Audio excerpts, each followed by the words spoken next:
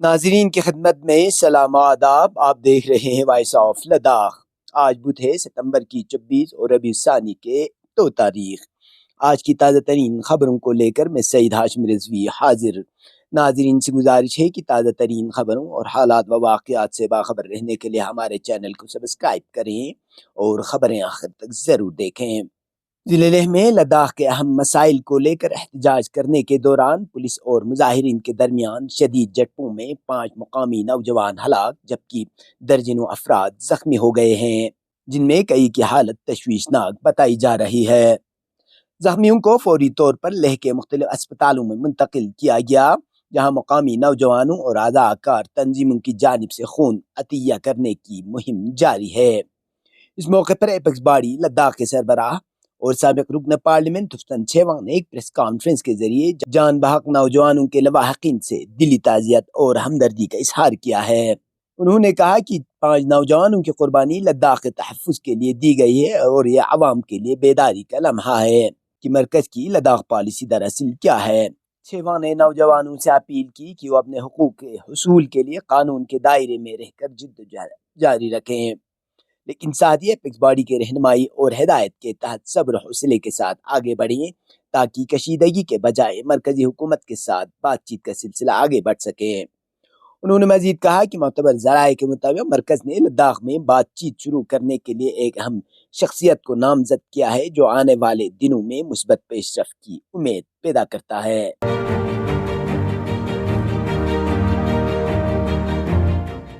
لیہ ضلع شدید کشیدگی کی لپیٹ میں آ گیا جب ایپیکس باڈی کی قیادت کی اپیل پر ہزاروں افراد بھوک ہڑتال میں شریک مظاہرین کے ساتھ اظہار یکجہتی کے لیے سڑکوں پر نکل آئے۔ مظاہرین نے ہاتھوں میں پلے کارڈ اور بینر اٹھا رکھے تھے اور اپنے مطالبات کے حق میں زوردار نعرے لگا رہے تھے۔ مظاہرین نے ہاتھوں میں پلے کارڈز اور بینر اٹھا رکھے تھے اور اپنے مطالبات کے حق میں زوردار نعرے لگاتے ہوئے ہل کونسل لیہ سیکریٹریٹ کی طرف مارچ کیا۔ ہمارے نمائندے کے مطابق مشتعل ہجوم نے ہل کونسل سیکریٹریٹ کو آگ لگانے کی کوشش کی، تاہم بروقت فائر اینڈ ایمرجنسی سروس کے عملے نے موقع پر پہنچ کر آگ پر قابو پا لیا، جس کے بعد بھارتیہ جنتا پارٹی یونٹ لیہ کے دفتر کو بھی آگ لگا دی۔ اس واقعے کے نتیجے میں عمارت کو جزوی نقصان پہنچنے کی اطلاع ملی ہے۔ اس دوران مظاہرین اور پولیس کے درمیان شدید جھڑپیں ہوئیں۔ مشتعل مظاہرین نے سی آر پی ایف کی ایک گاڑی کو آگ لگا دی جبکہ پولیس نے مظاہرین کو منتشر کرنے کے لیے آنسو گیس کے گولے اور ریبٹ گولی برسائے، جس کے باعث ماحول مزید کشیدہ ہو گیا۔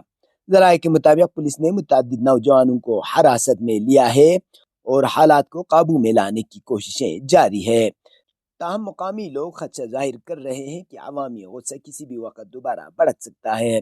واضح رہے کہ لیہ میں ایپیکس باڈی کے زیر اہتمام جاری بھوک ہڑتال تیسرے ہفتے میں داخل ہو چکی تھی۔ اس دوران سونم واچک نے اپنے بھوک ہڑتال ختم کرنے کی اطلاع دی ہے۔ یاد رہے کہ گزشتہ بھوک ہڑتال میں شریک 2 افراد 72 سالہ چھرنگ آنگچک اور 60 سالہ ڈولما کی حالت مسلسل بھوکے رہنے کے باعث بگڑ گئی تھی، جنہیں فوری طور پر ہسپتال منتقل کیا گیا۔ اس خبر کے بعد پورے لداخ میں عوامی سطح پر اظہار ناراضگی اور بے چینی دیکھنے کو ملی ہے۔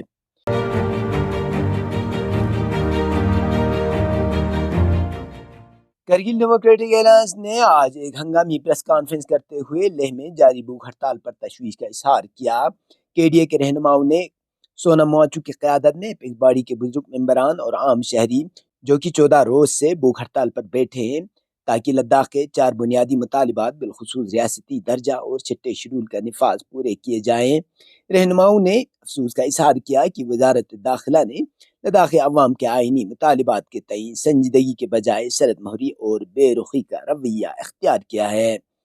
ان کا کہنا تھا کہ عوام کو توقع تھی کہ رکی ہوئی بات چیت رواں ماہ ہی دوبارہ شروع ہوگی، لیکن حکومت ہند نے بھوک ہڑتال کے 12 دن بعد تاریخ طے کی اور پھر مزید مؤخر کرتے ہوئے 6 اکتوبر کی تاریخ دے دی۔ کے ڈی اے نے کہا کہ اس تاخیر سے ظاہر ہوتا ہے کہ مرکز دباؤ رویے کے ذریعے مذاکرات کرنا چاہتا ہے، جو کسی بھی صورت لداخی عوام کے لیے قابل قبول نہیں ہے۔ رہنماؤں نے انکشاف کیا کہ بھوک ہڑتال پر بیٹھے 2 بزرگ رہنماؤں کی حالت بگڑنے پر انہیں ایمرجنسی بنیادوں پر ہسپتال منتقل کرنا پڑا تاہم حکومت کی طرف سے اب تک کوئی عملی اقدام نہیں اٹھایا۔ KDN نے کرگل کے تمام سٹیک ہولڈرز بشمول ٹریڈ و ٹرانسپورٹ یونینز، ہوٹل و ٹریول ایسوسیشنز اور کنٹریکٹرز کو ساتھ لے کر اس صورتحال پر غور کیا۔ اجلاس میں فیصلہ کیا گیا کہ بھوک ہڑتال رہنماؤں کے ساتھ مکمل یکجہتی کا اظہار کرنے کے لیے کل کرگل میں مکمل بند کیا جائے گا۔ KDN نے حکومت ہند پر زور دیا کہ وہ مذاکرات کے لیے تاریخ کو فوری طور پر قریب لائے اور لداخی عوام کے جائز آئینی مطالبات کو سنے، اس سے پہلے کہ حالات سنگین رخ اختیار کر جائیں۔ KDA کے پریس کانفرنس میں ممبر پارلیمنٹ محمد حنیفہ جان، کو چیئرمین KDA حاجی اصغر علی کربلائی، کور ممبر سجاد حسین کرگلی، مختلف سیاسی، سماجی، مذہبی، تجارتی اور ٹرانسپورٹ یونینوں کے نمائندے بھی اس پریس کانفرنس میں شرکت کی۔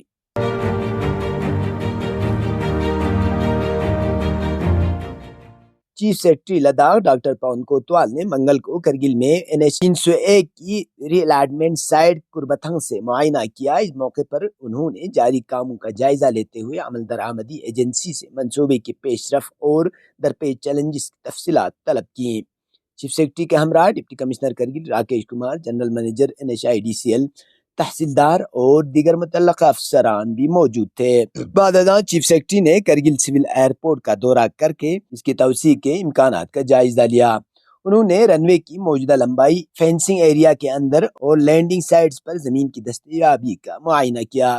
موقع پر فضائیہ کے ایک افسر نے انہیں تکنیکی امور پر بریفنگ دی۔ ڈاکٹر کوتوال نے کہا کہ کرگل میں ہوائی جہازوں کی لینڈنگ کی صلاحیت موجود ہے اور مستقبل میں مثبت نتائج کی امید ہے۔ انہوں نے ڈپٹی کمشنر کو ہدایت دی کہ زمین کی منتقلی اور دیگر متعلقہ امور کے لیے فوری اقدامات کریں تاکہ توسیعی عمل کو تیز کیا جا سکے۔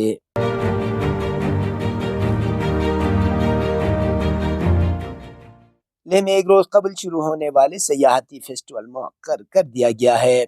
ذرائع کے مطابق لیہ میں منگل 23 ستمبر سے 2 روزہ لیہ فیسٹیول منعقد کیا گیا تھا، جس کا اختتام آج ہونا تھا۔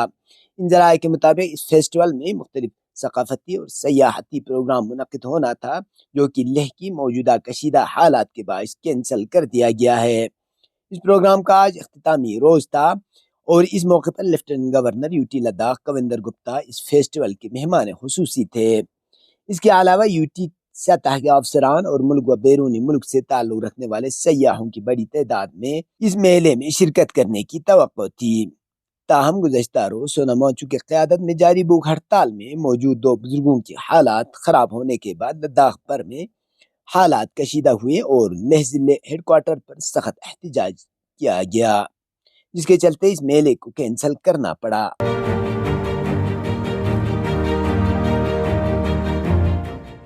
لداخ کے 4 نکاتی مطالبات کی حمایت میں جاری جدوجہد، بھوک ہڑتال اور مظاہرے کے چلتے ڈسٹرکٹ مجسٹریٹ لیہ رومل سنگھ ڈوگ نے عوامی امن و امان کے خدشات اور ممکنہ قانون و نظم کی صورتحال کے پیش نظر حکم نامے کے مطابق لیہ ضلع کے حدود میں 5 یا اس سے زائد افراد کے اجتماع پر پابندی عائد رہے گی۔ کسی بھی جلوس، ریلی یا مارچ کے انعقاد کے لیے مجاز اتھارٹی کی پیشگی تحریری اجازت لازمی ہوگی۔ اسی طرح گاڑیوں پر نصب لاؤڈ اسپیکر یا دیگر صوتی آلات کے استعمال کے لیے بھی پیشگی اجازت درکار ہوگی۔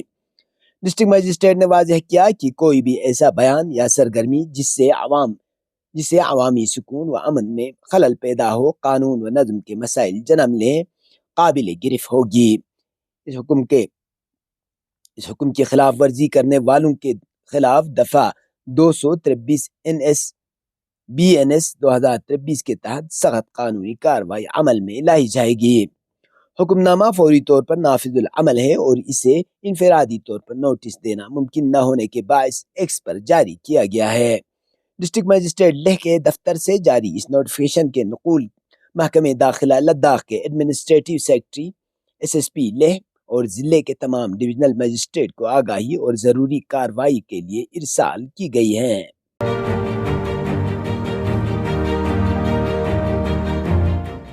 71ویں نیشنل فلم ایوارڈ کی تقریب 23 ستمبر کو نئی دلی کے وگیان بھون میں ہوئی۔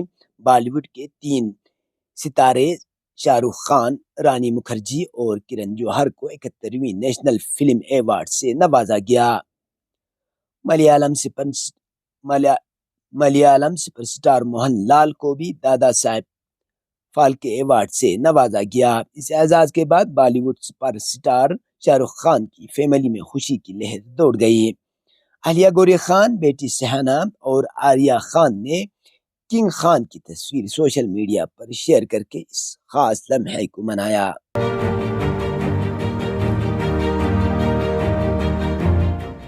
العالم نیوز پورٹل نے عبرانی میڈیا کے حوالے سے بتایا ہے کہ صہیونی فوجیوں کا ایک یونٹ فلسطینی مجاہدین کے ایک اینٹی ٹینک راکٹ کے نشانے پر آیا، جس کے نتیجے میں ایک صہیونی افسر ہلاک اور کم سے کم 5 فوجی زخمی ہو گئے۔ غزہ میں اس مزاحمتی کارروائی کے بعد صہیونی فوجی ہیلی کاپٹروں کو علاقے میں کم اونچائی پر پرواز کرتے دیکھا گیا۔ اطلاعات ہیں کہ صہیونی حکومت کا سپورٹ یونٹ جب متاثرہ یونٹ کی مدد اور زخمیوں کی منتقلی کے لیے علاقے میں پہنچا تو اس کو بھی فلسطینی جوانوں نے اپنے نشانے پر لیا۔ ابھی تک اس حملے میں ہلاک یا زخمی ہونے والے صہیونی کے حوالے سے کوئی خبر منظر عام پر نہیں آئی ہے۔ خیال رہے کہ غزہ میں سرگرم حماس کی عسکری ونگ نے صہیونیوں کو خبردار کیا ہے کہ اگر انہوں نے اپنے قیدیوں کو جنگ کے ذریعے چھڑانے کی کوشش کی تو یقینی طور پر ناکام ہوں گے۔ یہ تھے اب تک کی خبریں، اسی کے ساتھ مجھے اور میرے ساتھیوں کو دیجیے اجازت۔ اللہ حافظ۔